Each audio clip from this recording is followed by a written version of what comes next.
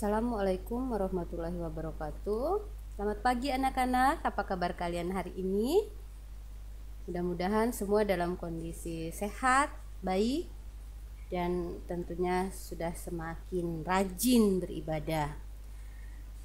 Hari ini kita akan membahas tentang potensi sumber daya alam dan sumber daya manusia negara-negara ASEAN. Kita akan bahas terlebih dahulu tentang potensi sumber daya alam yang ada di negara-negara ASEAN.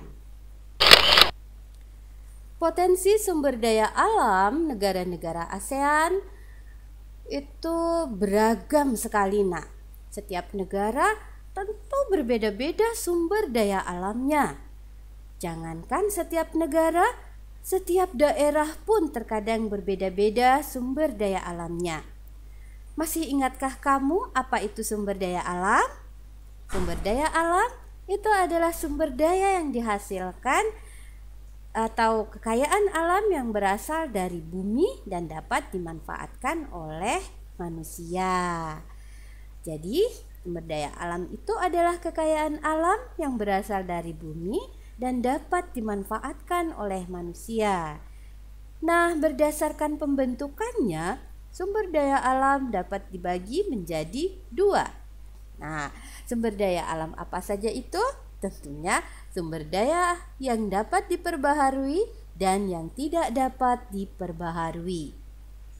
Nah, sumber daya yang dapat diperbaharui itu adalah sumber daya alam yang dapat diproduksi kembali.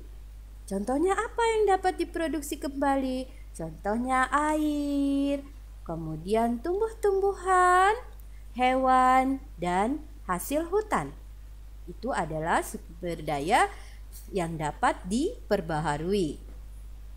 Kemudian ada sumber daya yang tidak dapat diperbaharui, berarti yang jumlahnya terbatas dan bisa habis.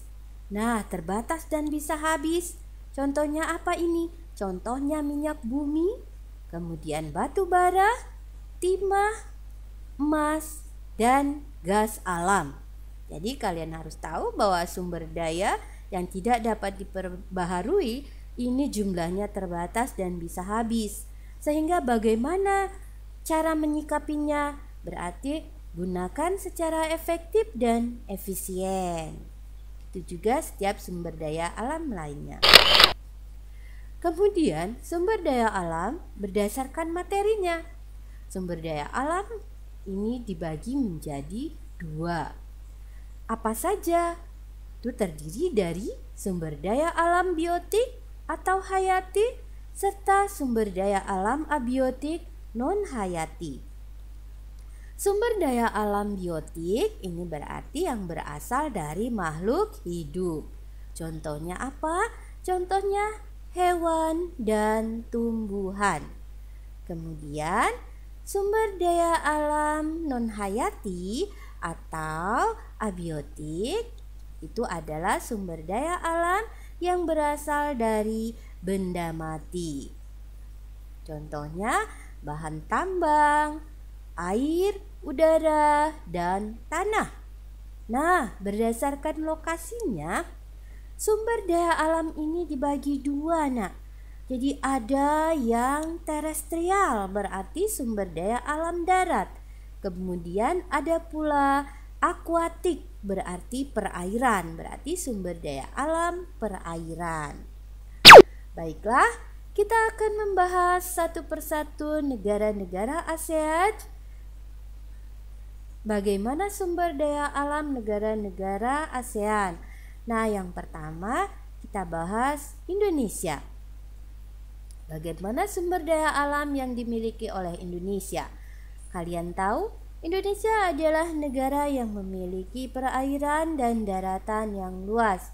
Indonesia memiliki tanah yang subur serta perairan yang luas, sehingga Indonesia itu potensi sumber daya alamnya tentunya beragam karena daerahnya pun terdiri dari pulau-pulau yang kondisinya berbeda-beda. Sekarang kita lihat bagaimana perairan Indonesia menghasilkan sumber daya apa saja. Nah, ternyata sumber daya hasil laut dan hasil perairan itu terdiri dari ikan, kemudian ada pula garam dan mutiara. Itu sumber daya yang ada di perairan Indonesia. Selain itu, daratannya ini seperti pertanian, perkebunan, hutan, juga ada pertambangan.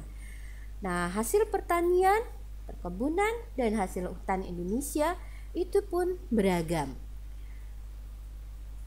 Seperti padi, jagung, kemudian ada pula sayur-sayuran, kemudian ada kelapa sawit, karet, kemudian ada rempah-rempah, kemudian ada teh, kopi, kemudian ada cengkeh, ada tembakau, ada kapas, juga tebu. Hutan Indonesia menghasilkan kayu, rotan, dan berbagai getah, misalnya getah damar. Nah, itu hasil pertanian, perkebunan, dan hutan di Indonesia. Kemudian bagaimana pertambangannya? Sektor pertambangan yang ada di Indonesia itu banyak juga. Nah, seperti minyak bumi. Jadi ada tambang minyak bumi, kemudian ada batu bara, ada biji besi, kemudian ada intan, ada gas alam, kemudian ada pula bauksit, ada emas, perak, ada pula timah, dan tembaga. Indonesia tentunya daerahnya itu beragam, tadi Ibu katakan di awal.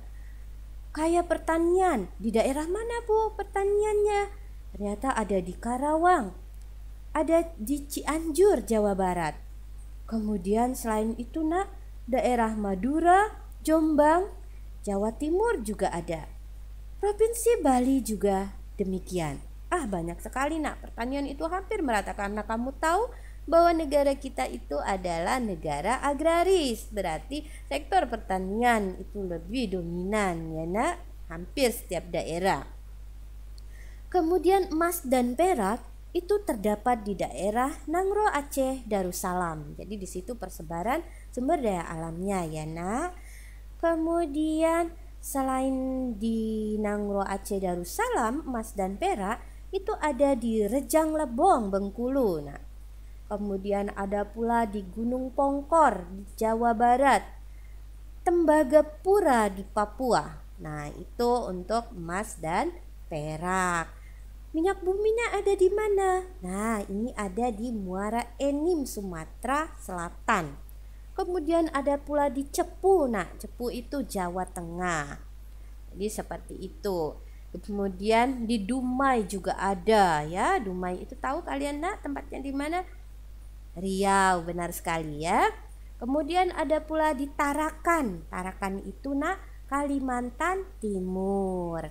Kemudian batu bara. Di sini ada batu bara. Ada di daerah mana batu baranya? Batu baranya ini ada di daerah Sawah Lunto, Sumatera Barat. Kemudian ada pula di Bukit Asam. Kemudian ada pula Tanjung Enim, daerah Sumatera Selatan. Kemudian ada timah. Timah ini kita cukup banyak. Indonesia itu penghasil terbesar kedua di dunia. Jadi timah Indonesia itu banyak karena kedua ya di dunia. Di daerah mana itu? Itu adalah di daerah Sungai Liat, Bangka.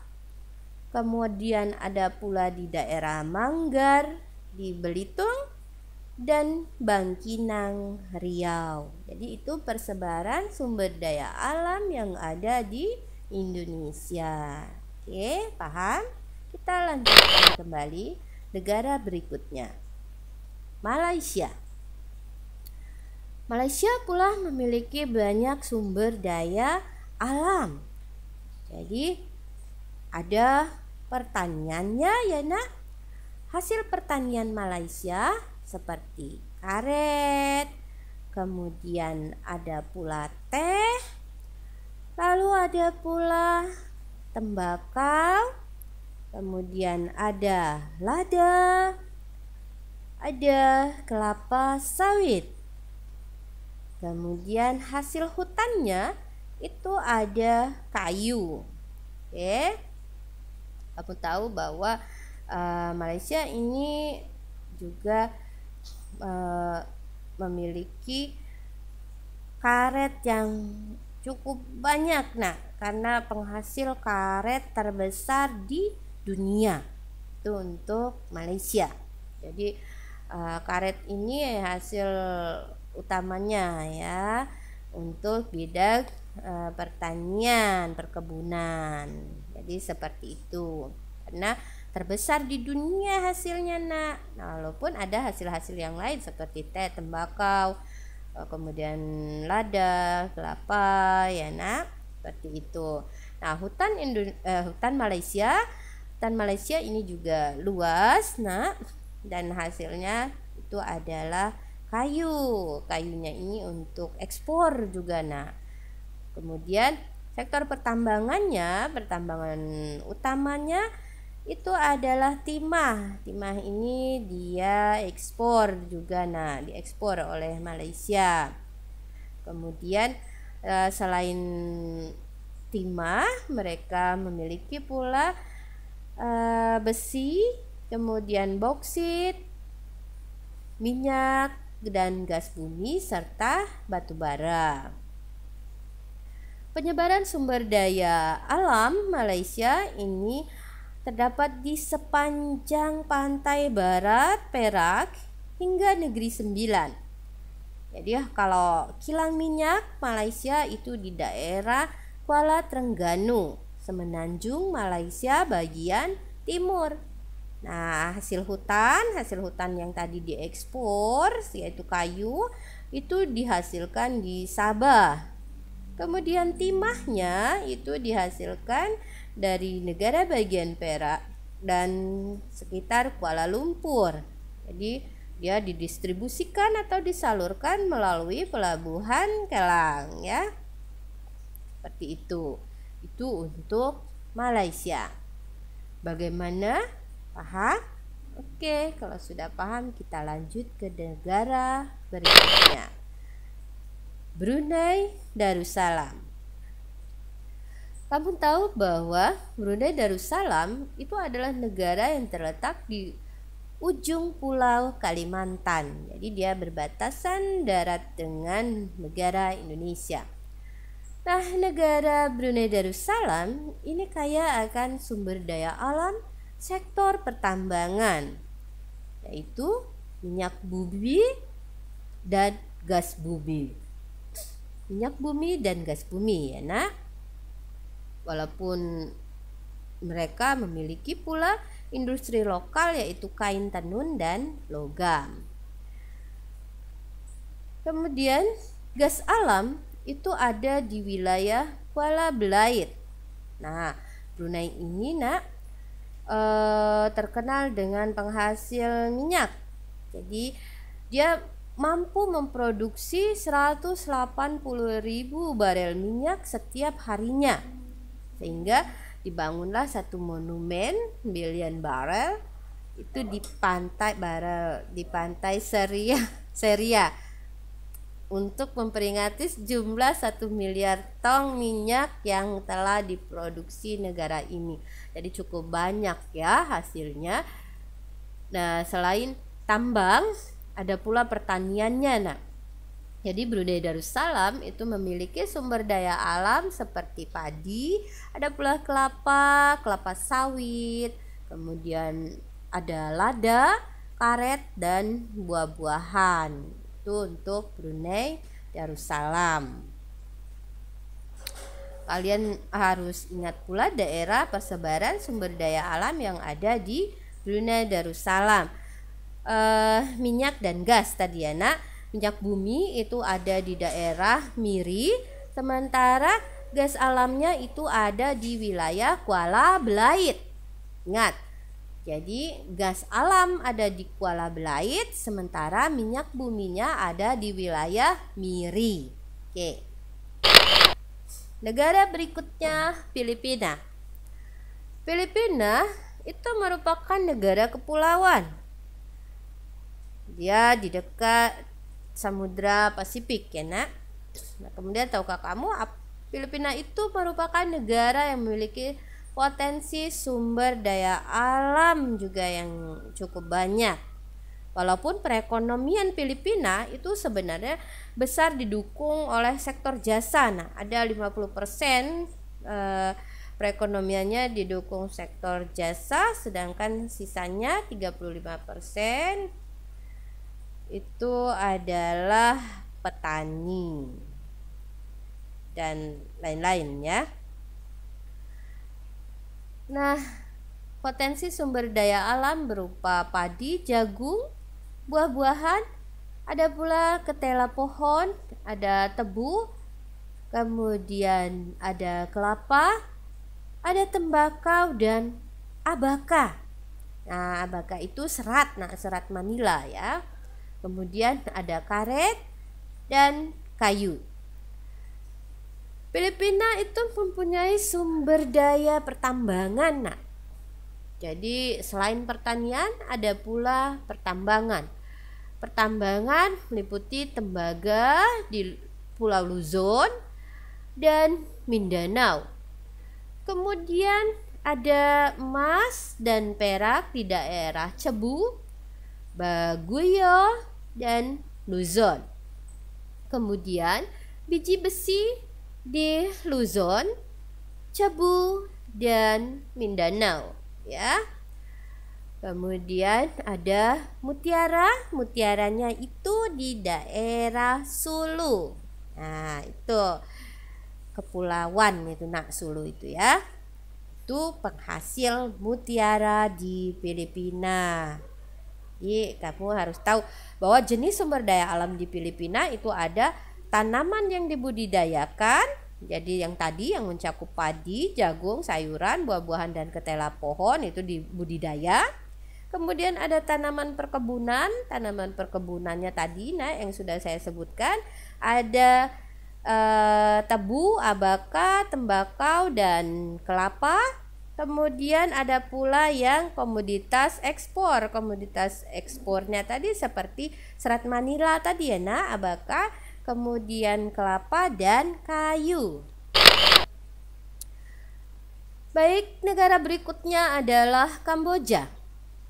Kamboja itu memiliki sumber daya alam yang hampir sama dengan negara tetangganya ya. Pada bidang pertanian seperti padi, karet, ada jagung, buncis, umbi-umbian dan tembakau. Itu untuk Kamboja.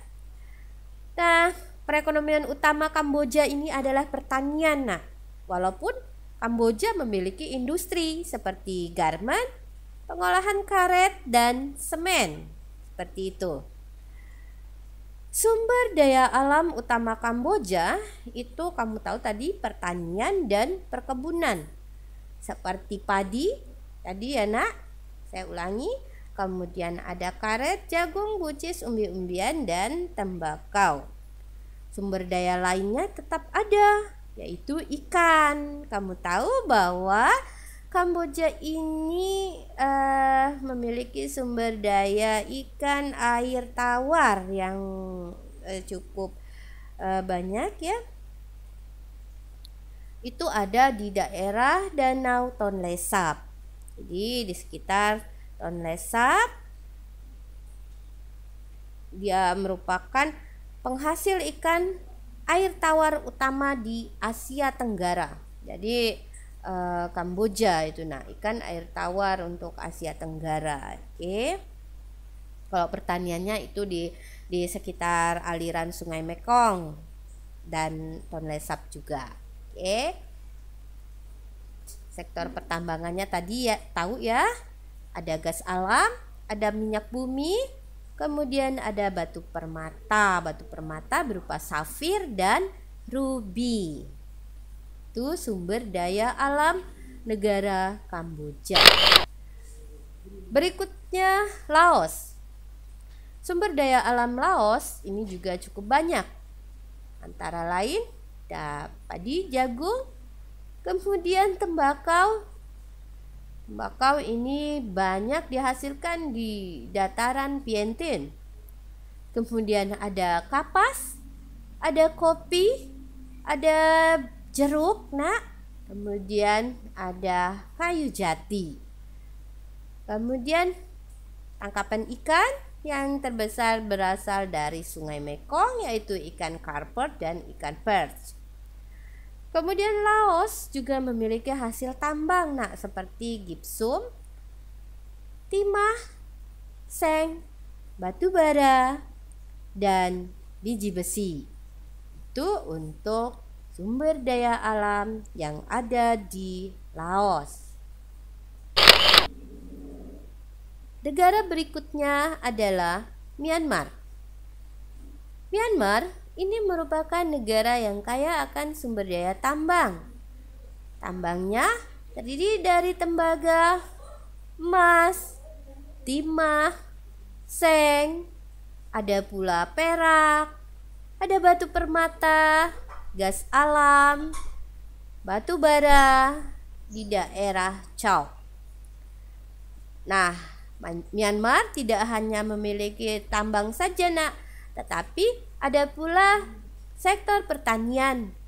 Sektor pertanian Myanmar ini antara lain padi, ini merupakan produk terbesar pertanian Myanmar. Kemudian ada pula teh, tehnya itu di daerah Plaosan. Kemudian ada pula tembakau, tembakaunya itu di bagian utara Myanmar. Kemudian ada tebu, tebunya itu ada di lembah Sungai Sitang. Kemudian ada sayuran, sayurannya itu di daerah pantai Arakan Yoma. Kemudian ada gandum, ada pula kapas, ada wijen, kemudian ada kacang-kacangan dan karet. Jadi itu sumber daya alam yang ada di Myanmar. Negara berikutnya Singapura. Bicara masalah Singapura, kamu tahu bahwa Singapura ini negara yang kecil terkecil untuk di ASEAN Association of Southeast Asian Nation. Jadi negara yang tergabung di ASEAN itu yang paling kecil itu adalah Singapura.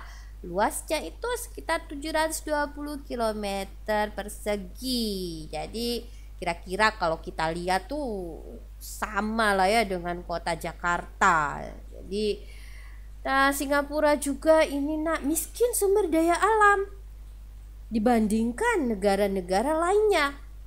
Namun kondisinya sangat baik perekonomiannya, maju Jadi Singapura ini letaknya juga strategis, menjadikan negara ini negara pelayaran internasional berada di posisi silang sama seperti negara kita sebenarnya. Jadi walaupun negara Singapura ini miskin sumber daya alam tapi bisa maju. Kenapa bisa maju? Karena sumber daya manusianya. Ini yang harus jadi motivasi buat kita semua. Jadi negara yang miskin sumber daya alam saja bisa menjadi negara yang maju. Kenapa? Karena sumber daya manusianya yang baik. Jadi sumber daya manusianya. Jadi untuk memajukan Indonesia bagaimana? Berarti kita harus mampu mengembangkan diri. Jadi tidak hanya orang-orang tertentu saja yang dituntut untuk memajukan negara. Kalian pelajar juga harus mengembangkan diri, selalu ingin tahu, selalu belajar supaya negara kita juga bisa bergerak ke arah kemajuan. Negara kita itu kaya sekali akan sumber daya alam, tapi kenapa bisa tertinggal dengan Singapura? Itu tadi, Singapura yang miskin sumber daya alam mampu menjadi negara maju karena sumber daya manusianya. Oke, itu yang harus menjadi PR berarti buat kita semua masing-masing diri kita motivasilah untuk bergerak ke arah kemajuan, selalu mengembangkan kemampuan, selalu belajar untuk menjadi lebih baik lagi ya nak. Itu itu untuk Singapura. Nah, Singapura itu selain bergerak ekonominya di bidang pelayaran, perdagangan, jasa ya nak. Kemudian walaupun tidak punya sumber daya alam, mereka ini mampu mengelola sumber daya alam yang ada. Jadi di bidang industri berarti bergeraknya di bidang pengolahan seperti pengolahan karet ya nak, kemudian mengolah timah, jadi ada industri karet, industri timah, kemudian ada pula pengolahan minyak. Jadi walaupun mereka tidak punya sumber daya alam tersebut, mereka mengelolanya dan itu nilainya jauh hasilnya lebih baik. Jadi orang pintar itu memang bisa banyak hasilnya. Jadi seperti itu ya nak. Jadi jadikan itu motivasi untuk memperbaiki diri supaya terus belajar, mengembangkan diri menjadi lebih baik sehingga bisa bergerak ke arah kemajuan. Berikutnya negara Thailand. Thailand itu negara yang memiliki sumber daya alam yang cukup banyak juga. Namun selain itu Thailand ini punya pantai yang juga cukup menghasilkan menjadi tempat wisata ya nak. Kemudian untuk pertaniannya ini padi, kemudian ada jagung, tebu, kemudian ubi-ubian, ada pula karet, kemudian ada cengkeh, kayu jati. Kemudian tidak hanya itu saja ya, bukan hanya pertanian, sumber daya alamnya juga ada tambangannya seperti timah, kemudian ada pula tembaga, ada minyak bumi dan gas alam, ada biji besi, kemudian ada emas, ada timbal, seng dan mangan. Nah, tambang timah Thailand itu ada di mana nak? Oh ya benar ya, ada di Semenanjung Thailand. Kemudian untuk gas alamnya itu ada di Teluk Siam. Itu persebarannya. Oke. Kemudian untuk penangkapan ikan yang terbanyak di Thailand itu ada di Sungai Chao Phraya, kemudian ada di Sungai Mekong, kemudian ada Selat Malaka dan Teluk Siam. Berikutnya daerah Vietnam. Vietnam itu memiliki sumber daya alam yang menjadi ikonnya yaitu Teluk Ha Long. Kemudian di bidang pertambangan itu juga ada minyak bumi, batu bara, tembaga, timah, seng, krom, biji besi. Kemudian untuk pertaniannya Vietnam ini punya sumber daya berupa padi. Nah, ini merupakan sumber pendapatan terbesar Vietnam ya. Vietnam ini merupakan negara pengekspor beras terbesar ketiga di dunia. Oke. Buah-buahan, sayuran, ada pula jagung, ubi jalar, tebu, karet, kedelai, kopi, dan teh. Itu hasil pertaniannya. Jadi kalau kita melihat hasil pertaniannya ini cukup banyak ya nak, bahkan menjadi pendapatan terbesarnya malah beras ya, pengekspor beras terbesar ketiga dunia. Hebat sekali berarti. Nah, kemudian industrinya juga ada nak, pengolahan makanan, kemudian ada industri tekstil dan lain-lain. Nah, pusat industrinya itu ada di kota Ho Chi Minh.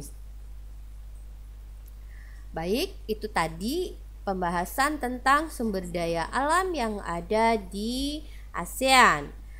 Kemudian sekarang kita akan membahas tentang sumber daya manusia negara-negara ASEAN. Kita mulai dari Brunei Darussalam. Jumlah dan komposisi menurut World Bank ya, kita akan membahas tentang jumlah dan komposisi sumber daya manusianya.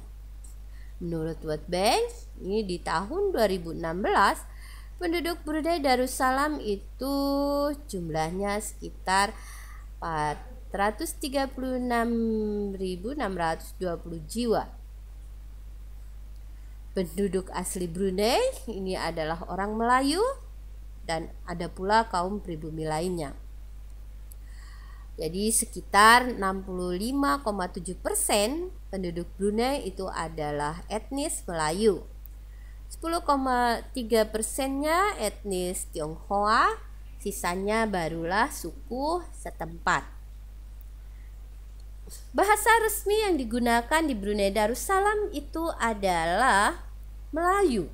Jadi ada bahasa Melayu, kemudian bahasa Inggris dan Mandarin juga digunakan di Brunei.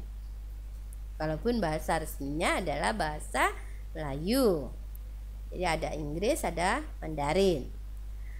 Kemudian sistem pendidikan di Brunei Darussalam ini seperti di Inggris. Jadi ada pola 7322. Itu menggambarkan lamanya tingkat pendidikan di Brunei Darussalam. Jadi sekolah dasarnya 7 tahun, kemudian tingkat menengah pertamanya 3 tahun, kemudian menengah atasnya 2 tahun, kemudian 2 tahunnya prauniversitas, baru seterusnya ya. Itu untuk daerah Brunei Darussalam ya nak. Kemudian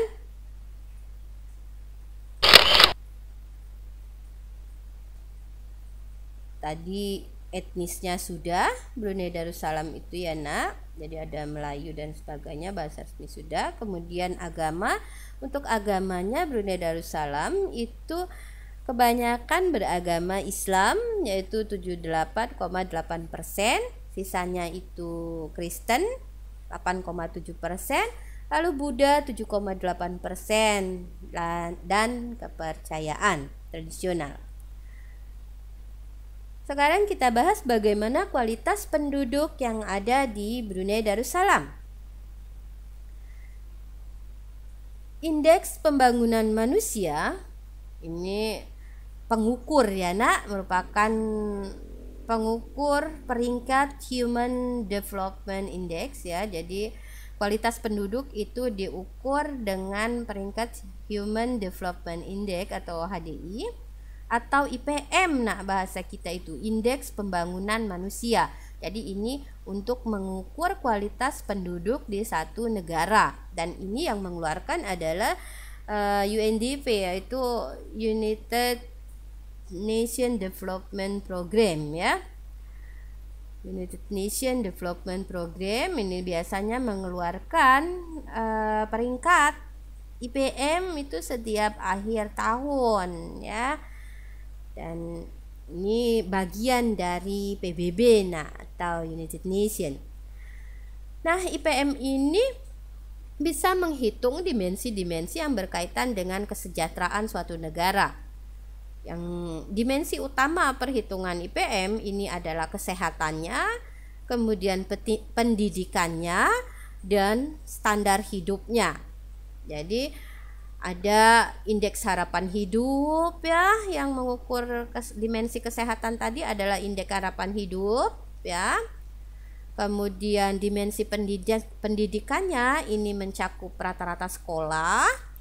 Kemudian dimensi standar hidup tadi itu berkaitan sama GNI atau Gross National Income. Oke, pendapatan kotor satu negara. Jadi ini indikator-indikatornya ya nak.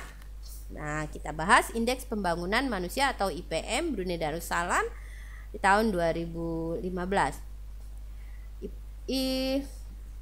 HPM Brunei, maaf ini keliru mengetik Ibu Yana, terbalik, bukan IMP tetapi IPM ya.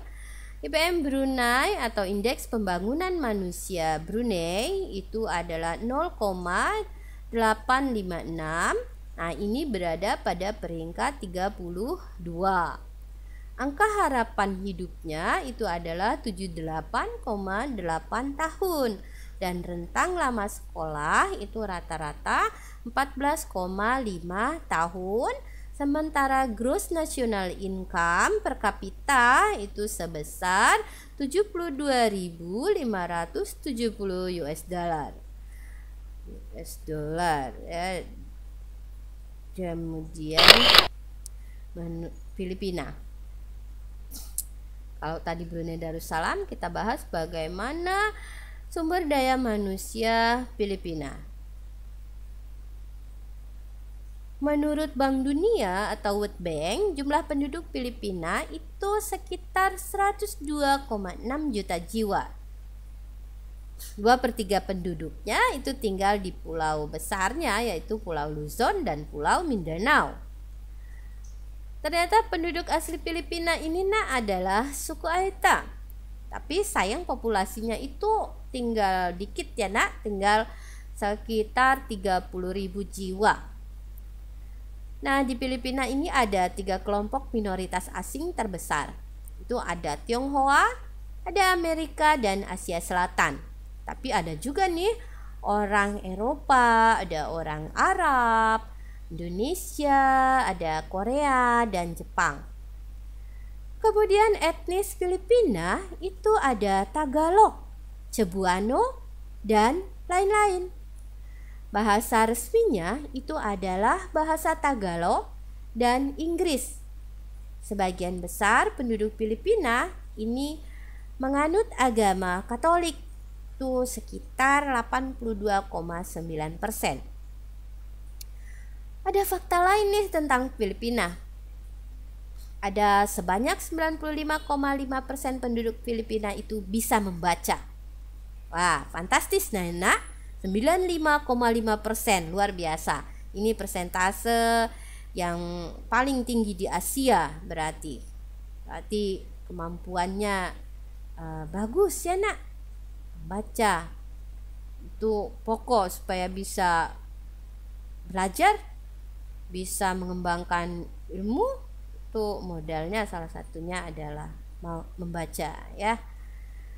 Kemudian bagaimana kualitas sumber daya manusianya, kualitas penduduknya Filipina. Kualitas penduduknya berdasarkan Indeks Pembangunan Manusia atau IPM dari United Nations Development Program, Filipina itu IPM-nya sebesar 0,668 dan berada di peringkat 115. Di bawah Brunei tadi ya nak. Kemudian angka harapan hidup Filipina itu 68,2 tahun. Rentang lama sekolah rata-rata 11,2 tahun.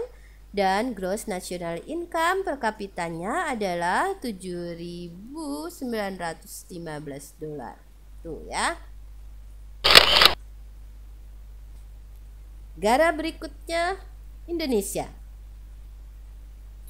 Kita lihat jumlah dan komposisi penduduknya. Menurut Bank Dunia atau World Bank, populasi jumlah penduduk di Indonesia itu sekitar 258,3 juta jiwa. Kamu tahu bahwa Indonesia merupakan salah satu negara dengan jumlah penduduk terbanyak di dunia. Ya, salah satunya ya. Luar biasa ya nak. Nah, penduduk Indonesia ini tidak hanya banyak nak. Jadi tidak hanya banyak saja tetapi juga beragam. Beragam tuh dalam artian banyak etnisnya ya nak. Jadi etnis yang berbeda, kemudian agamanya juga berbeda, banyak sekali ya di Indonesia. Sehingga negara kita itu mengenal semboyan Bhinneka Tunggal Ika. berbeda-beda tetapi tetap satu jua. Tuh Indonesia. Jadi etnisnya banyak. Nah, kamu tahu Jawa, kemarin kan kita sudah membahasnya ya di materi yang lalu. Jadi ada Jawa, etnis Jawa itu banyak 40,1%.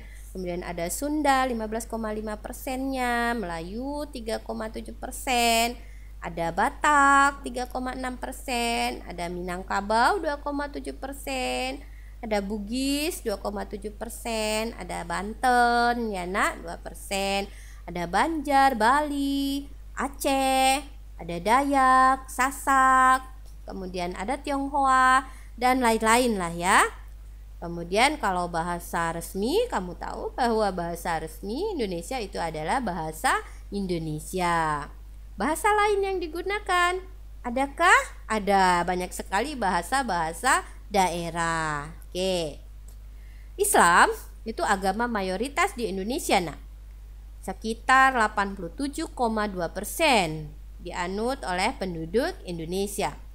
Selebihnya itu agama Kristen itu 7%, ada Katolik 2,9%, ada Hindu 1,7%, dan lain-lain termasuk Buddha dan Konghucu ya.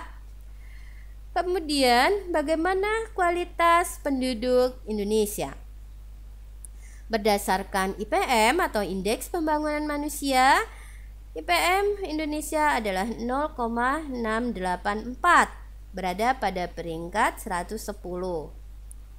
Angka harapan hidupnya 68,9 tahun, rentang lama sekolah 13 tahun, dan gross national income per kapita 9.788 dolar pasti. Kemudian negara berikutnya adalah Kamboja. Jumlah penduduk Kamboja itu sekitar 15,2 juta jiwa. Etnik Khmer sebagai penduduk mayoritasnya. Selain etnik Khmer, itu di Kamboja ada etnis Vietnam, ada pula Tiongkok dan Muslim Cham. Di Kamboja mayoritas penduduknya itu yang Khmer tadi, nah itu sekitar 90%, jadi banyak ya. Sisanya barulah yang lain-lain. Bahasa resminya bahasa Khmer, bahasa Inggris dan Prancis. Kemudian ada agama mayoritas adalah agama Buddha. Jadi itu untuk Kamboja. Bahasa resminya tadi Khmer, kemudian bahasa lainnya, ada bahasa Inggris dan Prancis. Jadi bahasa Inggris dan Prancis ini bahasa lainnya ya nak. Kemudian agama mayoritas di Kamboja itu adalah agama Buddha. Di Kamboja ini banyak sekali penganut Buddha, sekitar 96,4% penduduk Kamboja itu beragama Buddha nak. Islamnya 2,1%, lain-lainnya itu sisanya ya. Kemudian indeks pembangunan manusianya. Jadi kalau kita lihat bagaimana kualitas penduduknya di sini. IPM Kamboja itu 0,555. Jadi berada di peringkat 143. Angka harapan hidupnya 68,4 tahun. Rentang lama sekolahnya 10,9 tahun. Gross national income per kapitanya itu 2.949. Selanjutnya Laos. Laos, jumlah penduduk Laos itu sekitar 6,695 juta jiwa. Penduduk Laos terdiri atas beberapa etnis, diantaranya Laos, Man Khmer, dan Yao. Orang Laos hidup di dataran rendah dekat sungai. Nah, suku bangsa yang tinggal di Laos itu ada suku Lao, ada Thai, ada Meo, Mon, Khmer, dan Tiongkok. Bahasa resmi Laos itu adalah bahasa Lao. Bahasa lainnya yang digunakan ada bahasa Inggris, ada bahasa Perancis, dan Thai. Agama yang dianut mayoritas adalah Buddha. Itu sebanyak 67%. Sisanya baru Kristen dan agama lain. Kemudian bagaimana kualitas penduduk Laos? Kualitas penduduk Laos kita bisa lihat dari indeks pembangunan manusianya. Indeks pembangunan manusia Laos itu 0,757 dan berada di peringkat 141. Angka harapan hidupnya 66,2 tahun, rentang lama sekolah 10,6 tahun, kemudian gross national income per kapita itu 4.680. Nah, ini pengukur pembangunan manusianya ya. Kualitas penduduknya untuk Laos. Negara berikutnya Malaysia. Menurut Bank Dunia, penduduk Malaysia itu berjumlah sekitar 30 juta jiwa, terdiri dari berbagai kelompok suku. Suku terbanyaknya itu adalah Melayu. Nah, persentasenya sebanyak 50,4%. Yang lainnya banyak, ada Tionghoa, ada lokal India, dan lain-lain. Bahasa resmi Malaysia tentunya adalah bahasa Melayu. Namun, di Malaysia ada bahasa lainnya yaitu bahasa Inggris dan Mandarin serta India. Agama yang dianut itu Islam 60,4%, ada pula Buddha, kemudian ada Buddha 19,2%, Kristen 9,1%, Hindu 6,3%, ada Konghucu, ada Taoisme dan agama tradisional lainnya. Itu untuk jumlah sebaran dan komposisi penduduk. Lalu kualitas penduduknya bagaimana? Untuk Malaysia, indeks pembangunan manusia sebesar 0,779 dan berada pada peringkat 62. Di atas Indonesia berarti ya, Nak. Angka harapan hidup Malaysia itu sebesar 74,7 tahun, rentang lama sekolah rata-rata 12,7 tahun, gross national income per kapitanya adalah 22.762. Itu untuk Malaysia. Kondisinya berarti berada di atas kita, peringkatnya di atas Indonesia. Berikutnya Myanmar. Myanmar itu tercatat sekitar 55,1 juta jiwa penduduknya di tahun 2016. Penduduk Myanmar itu terdiri dari beberapa kelompok. Kelompok terbesarnya itu etnis Burma atau Myanmar ya berarti ya, menempati wilayah sekitar Sungai Irrawaddy. Etnis Myanmar ini itu sebanyak 68%, sisanya itu atau selebihnya itu adalah Shan, ada Karen, Rakhine, Tionghoa, kemudian ada India, Mon, dan lain-lain. Bahasa resminya itu adalah bahasa Myanmar. Bahasa lain yang dipakai itu adalah bahasa daerah. Lalu agama yang dianut ini mayoritas adalah Buddha sebanyak 89%, selebihnya adalah Kristen, Islam, dan animisme. Itu untuk jumlah sebaran dan komposisi. Lalu kualitas penduduknya. Kualitas penduduk Myanmar IPM-nya itu sebesar 0,536, berada di peringkat 148. Angka harapan hidup Myanmar ada 65,9 tahun. Rentang lama sekolah rata-rata 8,6 tahun. Sementara gross national income per kapitanya itu adalah 4.608. Berikutnya Singapura.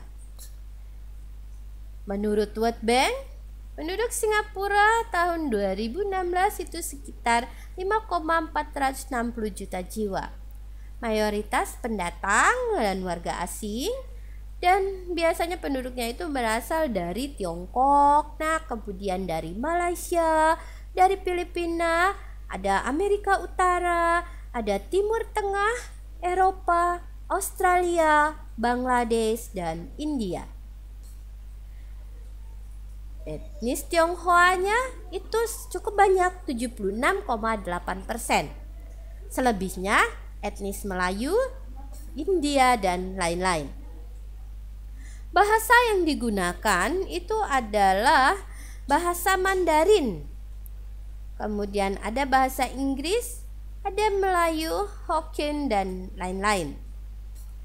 Agama Buddha itu 42,5%, dan ada Islam, Taoisme, Hindu, Katolik, ada agama Kristen. Nah, meskipun jumlah penduduknya jauh lebih sedikit dibanding negara-negara lain, namun sistem pendidikan di Singapura ini termasuk yang paling maju di antara negara-negara Asia Tenggara lainnya. Bahasa pengantar yang digunakan bahasa Inggris di sekolah. Itu untuk Singapura. Kemudian bagaimana kualitas penduduk Singapura? Indeks pembangunan manusia itu sebesar 0,912, berada di peringkat 11. Tuh, ya kan? Dibuktikan bahwa Singapura berada pada peringkat 11. Angka harapan hidupnya 83 tahun, rentang lama-lama rata sekolahnya 15,4 tahun. Sementara gross national income per kapitanya 76.628. Ya, itu untuk Singapura. Berikutnya Thailand. Oke, kita pahami bersama jumlah penduduk Thailand itu, kalian tahu bahwa sekitar di tahun 2016 itu ada sekitar 67,4 juta jiwa. Penduduk Thailand ini didominasi oleh etnis Thai itu sebanyak 75%. Sisanya baru Tionghoa dan lain-lain. Bahasa resmi Thailand itu adalah bahasa Thai. Bahasa lain adalah bahasa Inggris. Agama mayoritas Thailand ini adalah Buddha. 94,6% penduduk Thailand menganut agama Buddha. Selebihnya agama Islam, Kristen, dan agama lain. Kemudian sistem pendidikan di Thailand ini tidak jauh berbeda dengan di Indonesia. Thailand itu menganut sistem wajib belajar 9 tahun, ditempuh melalui sekolah formal dan informal. Pendidikan formal terdiri dari pendidikan dasar, pendidikan tinggi, sedangkan informalnya terdiri dari sertifikat kejuruan, ada program kursus sekolah kejuruan, dan program kelompok. Itu untuk Thailand. Kemudian bagaimana kualitas penduduk Thailand? Untuk IPM Thailand itu sebesar 0,726, berada di peringkat 93, berarti di atas Indonesia. Angka harapan hidup Thailand itu 74,4 tahun. Rentang lama sekolah rata-rata 13,5 tahun. Dan gross national income per kapitanya itu sebesar 13.323. Itu Thailand. Nah, sekarang bagaimana Vietnam? Vietnam, menurut Bank Dunia, jumlah penduduk Vietnam tahun 2016 sekitar 92,4 juta jiwa. Populasi penduduknya sekitar 85% itu adalah etnis Vietnam. Sisanya baru Thai, Muong, Khmer, Nung, dan lain-lain. Banyak sekali. Bahasa nasionalnya itu bahasa Vietnam. Walaupun ada bahasa lain yang digunakan, yaitu bahasa Inggris, Mandarin, dan Prancis. Agama yang paling banyak dianut di Vietnam itu adalah Buddha. Selebihnya adalah Katolik dan Konghucu. Itu untuk Vietnam. Vietnam mengenal 5 jenjang pendidikan. Jadi dari TK sampai ke universitas. Fasilitas pendidikannya tergolong lengkap sampai ke pelosok negeri. Nah, bagus berarti ya Kemudian indeks pembangunan manusianya sebesar 0,666 dan berada di peringkat 116. Angka harapan hidup 75,8 tahun. Rentang lama sekolah rata-rata 11,9 tahun dan gross national income per kapita sebesar 5.092 ya. Itu untuk Vietnam. Jadi kalian telah mengetahui begitu banyak sumber daya alam di negara-negara yang ada di ASEAN. Kemudian kalian pula tadi telah menyimak bagaimana sumber daya manusia negara-negara yang ada di ASEAN. Nah, di situ kita akhirnya mengetahui bahwa begitu banyak negara-negara yang mampu menjadi motivasi buat diri kita ya nak. Dari sisi pendidikannya, bagaimana memajukan pendidikannya, kemudian dari sisi pengelolaan sumber daya alam dan sebagainya. Jadi setelah kamu mempelajari itu nak, mempelajari sumber daya alam dan sumber daya manusia yang ada di Indonesia, maka ada satu hal yang harus kalian ingat, bahwa mari bersama-sama kita mulai memotivasi diri kita untuk terus belajar, karena kita bisa bercermin dari salah satu negara yang ada di ASEAN yaitu Singapura. Di situ mereka miskin sumber daya alam tetapi bisa maju berkat sumber daya manusianya. Nah, sehingga ayo kita sama-sama belajar nak, terus mengembangkan diri supaya kita bisa membawa negara kita Indonesia ini ke arah kemajuan. Itu saja materi kita hari ini. Ibu akhiri, wassalamualaikum warahmatullahi wabarakatuh.